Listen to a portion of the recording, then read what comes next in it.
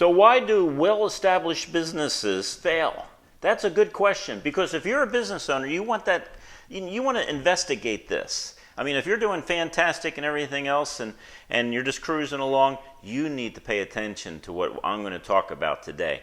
Now, my name is Jim Gibson. Thank you for coming to my channel. It's all about entrepreneurship. It's all about business. It's all about just about everything to deal with business.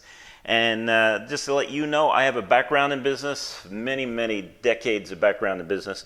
I have a master's in business administration, even though I think my experience far surpassed any education I got at a college level. But today we're going to talk about why does an established business fail? And you know, as I was thinking this through, I came up with, I think, five main reasons why well-established, successful businesses fail. And the first one is that the owner, the CEO, the president, or the board, if they got a board that's giving them direction and things like that, they don't want to change. You know, things are working fine. Everything's great. Why change? You know, they were making a profit, and they may even be number one in their field. And I think about Kodak, who was number one in photography, and now they're nowhere, basically. I heard they're still in business, but man, I haven't seen anything they've done in decades. You know, I also think about Blockbusters. I also think about Sears. These are all leaders in their industry. I just remember, I'll tell you a quick story about Sears. When I was a kid, my mom used to say, always buy from Sears because they have this great policy that they have no questions asked return policy. Well, you know, it was a great store back then, but it gradually died. In fact, I remember walking down the mall one time. There's another story, malls. But I was walking down the mall with my daughter, and as I was walking with my daughter, there was a Sears store there, and I said, hey, let's go inside. And she said, why? There's nothing there that I want. And I said, well, let's take a look. And she insisted, why? I said, because you get an opportunity to see what the 70s look in retail looks like. You know, and you walked in, and it really was a store that was right out of history. They hadn't changed at all. And I don't know all their problems, and we're not here to talk about Sears primarily, only as an example of a very successful organization with a lot of resources, dying, if not dead already. You know, we talk about Radio Shack, we talk about Blockbuster, and maybe I'll do videos on all these just to give you ideas why they fail. Because if you don't, if all you do is study success, and I hope you do study success, and if you don't study failures, the things that that other people have done wrong, so you can learn not to go down that path, you never get anywhere in business. So you got to study success, and you got to study failure.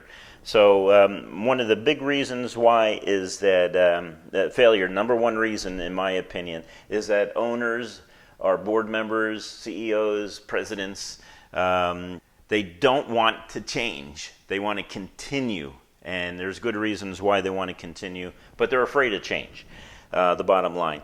And I always say, you know, you got to get out of your comfort zone.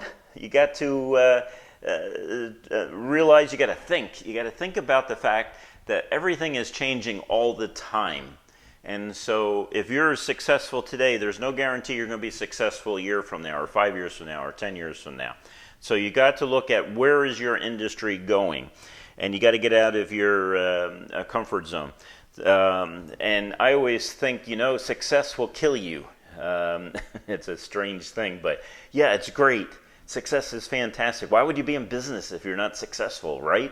But, you know, the bottom line is that if you don't watch it, you'll sit there and you'll relax. You'll get lazy in your success. So in that case, it will kill you. You know, it's kind of an interesting verse in the Bible. And if you're a business owner and you're not studying Proverbs, man, you're missing out on a lot. Proverbs 27, verse 23 and 24 says, make sure you know the condition of your flocks. Give careful attention to the herds, for riches are not forever. And, you know, as you're thinking about your business, if you're successful, fantastic, man, that is great. But what this verse talks about, and of course back then people owned thousands, you know, some of the successful business owners back then owned, 4,000 or 5,000 sheep, goats, cattle. I don't know what they owned, but that was their specialty, and they knew what they were doing. But the concern in Proverbs is that you got to pay attention to the conditions of your flock. So of course we're looking, in our time we're looking at spreadsheets, we're looking at profit and loss statements, things like that. But more importantly, what are your customers doing? Where are they going? What is the culture? Is the culture working against you? Is technology changing to the fact that you may not be able to supply the needs that are necessary? Or someone else is going to do it a lot cheaper and a lot faster and a lot better than you can do it? You got to pay attention to these things. But primarily, you got to pay attention to your customers. You got to pay attention to your employees. So second, why do established businesses fail? Well, the second reason that I see is they lose focus.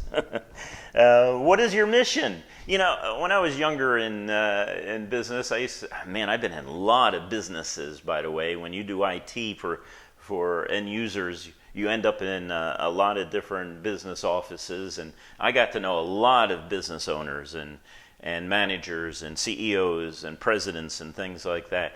And I understood their what they were doing and all. But I used to see this sign, our mission is such and such, and I would be in the lobby, and they were proud of it, along next to the one it would say, you had a rowboat with a bunch of people in it, and it would talk about team effort, which was like silly.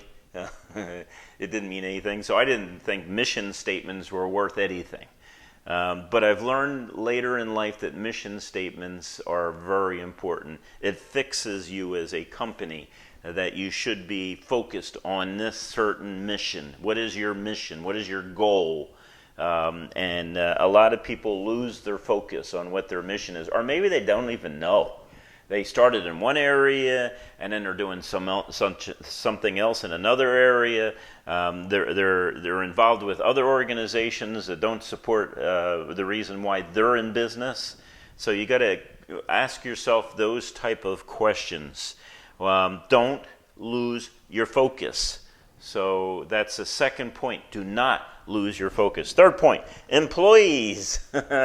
Employees, the blessings and the cursings of employees. I've had a lot of employees, probably totaled in the hundreds of employees I had, because I remember I had to train a lot of them in IT and in the area of what we were doing, and I've learned my lessons. And maybe I need to do a video on this that talks about how to manage employees, how to set priorities, and how to set standards and principles and what we're going to do and everything else. You better make sure your employees also know your mission. But employees, again, cursing and blessing at the same time. Another interesting quote from Proverbs 14:4. Where there is no oxen, the manger is clean, but from the strength of an ox comes abundant harvest. And the idea is, if you want a clean life and everything else, then just do it yourself. Be a sole proprietor. And that's it. That's all you're ever going to do. You're never going to grow beyond that, unless you can figure out some sort of software thing where it runs itself, which I commend you if you can. But the bottom line is you're going to have employees. And often people who have employees have hired poorly. They have not chosen wisely. And what I see dealing with all these businesses over the years, and I would say there's thousands of them. I had over 6,000 installations all throughout the United States, and a lot of businesses I had to deal with. And also I had to deal with a lot of vendors in the IT field, so I got to know a lot. But the bottom line is, what I see is that they hire, and I'm guilty of this also, they hire too fast, and they're too slow to fire when there's a problem. And I had problem employees, and I just didn't want to let them go because I had to retrain them. I had to get someone to replace. It took a lot of effort to retrain those employees. And you know something? They hurt. When I look back, it would have been better to be one employee down or two employees down, and